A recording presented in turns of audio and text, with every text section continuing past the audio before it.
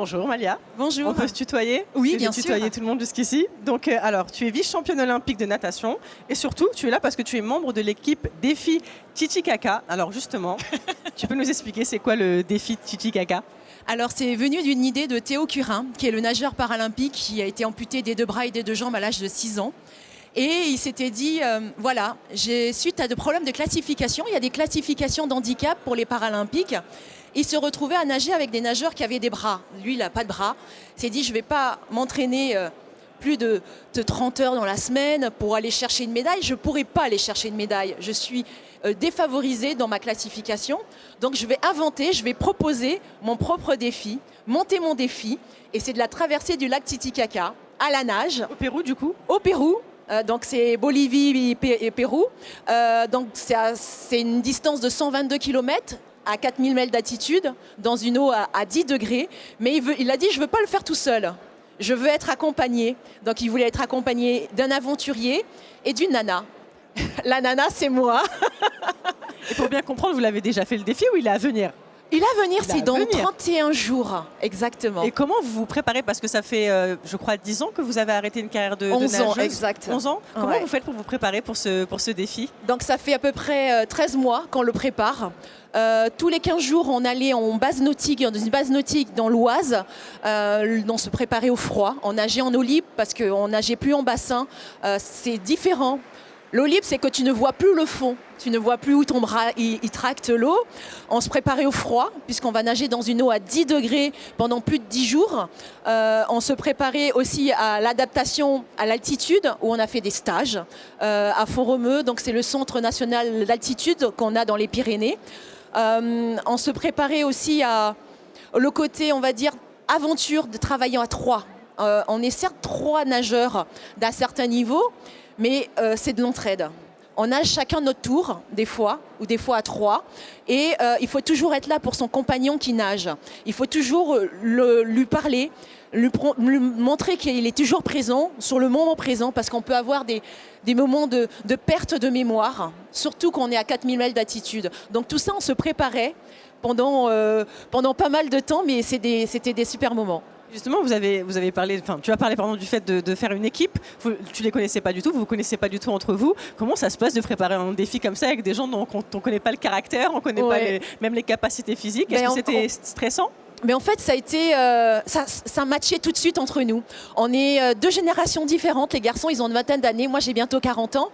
Et en fait, le fait de se revoir tous les 15 jours, parce qu'on ne se voyait pas du tout en semaine, eh ben, on se comprenait, on apprenait à se connaître, les habitudes de chacun. Et ça, c'était fantastique parce qu'on a les mêmes délires. On a certes des goûts musicaux des fois un peu différents parce qu'on aime s'aider pendant les entraînements avec de la musique, ça aide beaucoup. Et là, ça a été fantastique. Ça a presque été des coups de cœur. Théo, pour moi, c'est comme un petit frère. Mathieu est vraiment sur son côté éco-responsable, aventurier. Donc, on apprend beaucoup de choses de lui pour cette aventure. C'est quoi justement vos appréhensions, mais vraiment les tiennes, parce que les leurs, je pense qu'ils sont peut-être différentes, mais c'est quoi tes appréhensions face à des défis-là? C'est quoi que tu redoutes le plus, sans vouloir t'inquiéter? Non, j'ai beaucoup le froid. Parce que la journée, il peut faire 15 degrés la journée sur le lac. Et la nuit, ça descend à 0. Mais l'eau, ça va être le plus dur. Elle va être à 10 degrés. Mais on ne sait jamais. Avec ce changement climatique, on ne sait jamais. Et moi, c'était les toilettes. On dort sur un radeau qui fait 6 mètres de long. On dort tous les 3 dans une tente. Donc moi, j'ai la tête au fond de la tente. Théo a la tête face à la sortie de la tente. Et Mathieu de l'autre côté. Et ça pendant 8 jours, c'est ça? Minimum. Et en fait, nos toilettes, c'est la lunette de toilette. Et donc, on n'a vraiment j'ai pas d'intimité avec les garçons. On n'a pas du tout d'intimité. Donc, j'ai dû apprendre à faire, j'ai dû apprendre à faire pipi dans un urinoir féminin pour pisser debout, pour faire pipi debout. Pour pas, voilà, en fait, les garçons, ils n'ont pas eu de problème, mais moi, en tant que femme, c'était différent. Et pour faire mes besoins aussi, c'était différent. Et en fait, c'est à moi de réfléchir, parce que les garçons, ils se disent, mais non, on n'a pas de problème. Mais si, vous avez des problèmes, le même problème que moi. Et donc, c'est moi qui ai dû réfléchir à savoir comment faire pour aller aux toilettes, parce qu'on a des besoins naturels tous les jours. Et donc, j'ai dû trouver un système pour pouvoir aller aux toilettes tous les jours sans on va dire, au radiologue de nous installer des toilettes sur le radeau. J'étais subjuguée, j'ai ça, j'ai vu dans mon regard. Je me dis, mais ok, d'accord. Je vois dans quelles conditions vous allez en fait réaliser le défi. Au niveau de la préparation mentale, il doit y avoir aussi des enjeux qui sont un peu particuliers parce qu'il va falloir tenir sur ce radeau assez longtemps. Comment on se prépare mentalement Il faut savoir qu'on ne demande pas de faire une performance, d'aller un point A, un point B très vite. On nous demande d'aller... L'endurance en fait. Oui, exactement. On nous demande d'aller un point A, un point B, certes. Un rythme, on traque le radeau, il fait 450 kg. Donc on est attaché et on nage devant et on traque le radeau avec les 2 camarades dessus. Donc le côté mental il est important. C'est pour ça que je te disais qu'il fallait que le camarade qui aide au ravitaillement pour la boisson énergisante, il soit là pour parler à la personne qui nage. Pour lui dire est-ce que ça va, si ça va pas, tu nous dis si tu as mal au ventre, tu as mal à la tête, dis-le nous, on est là pour t'aider.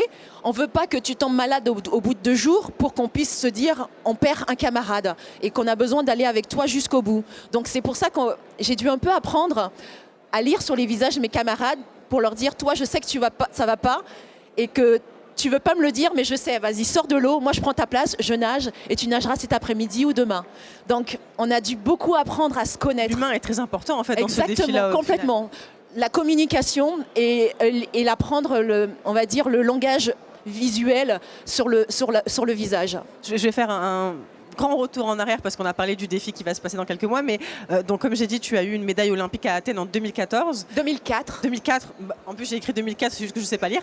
En 2004 et tu as arrêté ta carrière ensuite en 2009. Exact. Oui, c'est bon. J'arrive à lire correctement. Et il y a eu un moment un peu de vide, on peut dire, parce qu'on n'en parle pas souvent, mais c'est compliqué la reconversion professionnelle pour les athlètes. Tu peux nous en parler? Bien sûr, on appelle ça un peu la petite mort de l'athlète, où la reconversion c'est très compliqué. Je l'ai préparé, mais je suis passée aussi par cette petite mort où, après avoir arrêté en 2009, j'ai fini mes études de journalisme. Ensuite, je suis rentrée en tant qu'indépendante dans une boîte de marketing sportif.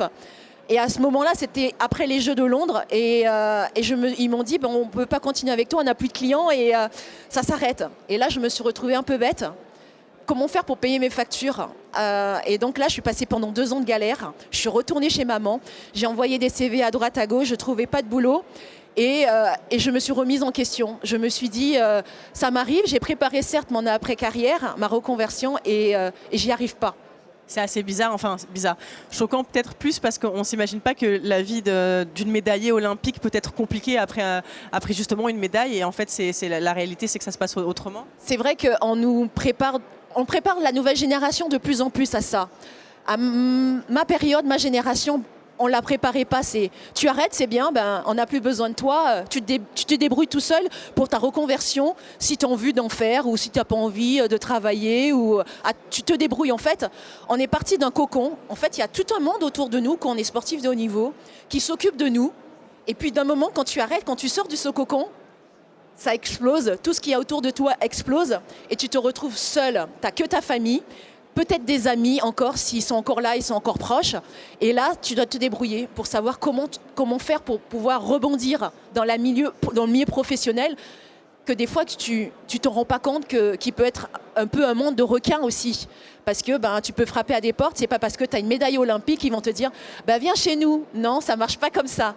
Il faut faire ses preuves. Et est-ce que c'est plus compliqué du coup quand on est une femme? Est-ce que la réalité de la reconversion professionnelle elle est plus compliquée quand on est une femme? Ou est-ce que c'est indépendamment de ça? Le genre ne rentre pas en compte? Je pense que c'est indépendamment. On a tous besoin de faire des preuves quand on rentre dans le milieu professionnel, parce qu'ils se disent c'était bien, tu as performé au milieu sportif, que tu sois un homme ou une femme, quand tu veux rentrer dans le milieu professionnel, il faut faire ses preuves.